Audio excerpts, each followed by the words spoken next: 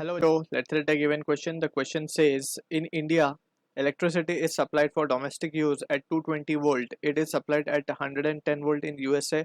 If the resistance of a 60 watt bulb for use in India is R, the resistance of a 60 watt bulb for use in USA will be option 1 R, option 2 2R, option 3 R by 4, option 4 R by 2.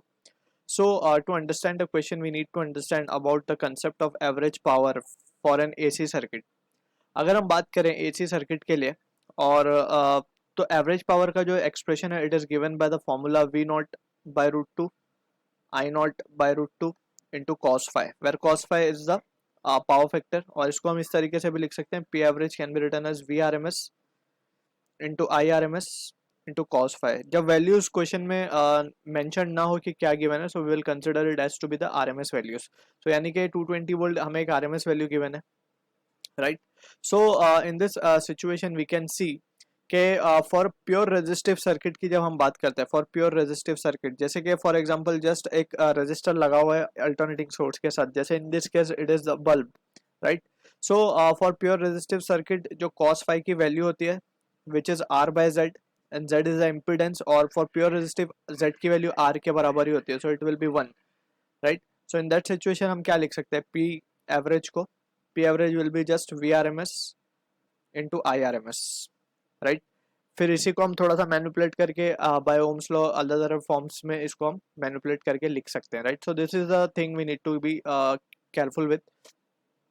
अब हमने directly ये formula हम चाहते तो लिख सकते थे V into आई, लेकिन क्योंकि हमारे जो सप्लाई आती है that is household supply is in the form of AC, right? So हमें इस तरीके से अप्रोच करना पड़ेगा इसे, ठीक है?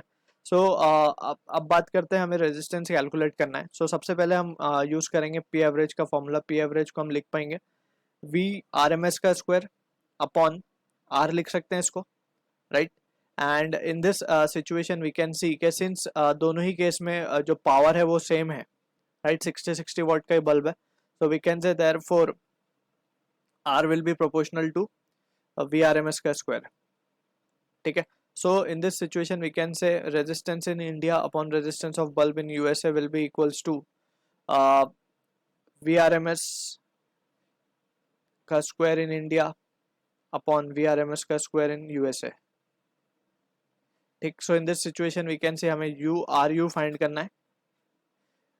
तो RU क्या हो जाएगा हमारा RI जो कि R गिवन है इंटू VRMS इन USA कितना गिवन है 110 गिवन है, राइट? का square divide by 220 VRMS in India given है, सो इसका स्क्वायर. सो ये वैल्यू आ जाएगी हमारे पास R by 4. So this is the resistance of the bulb in USA will be, so जो कि मैच होगा ऑप्शन 3 के साथ. I hope you understood the solution. All the best.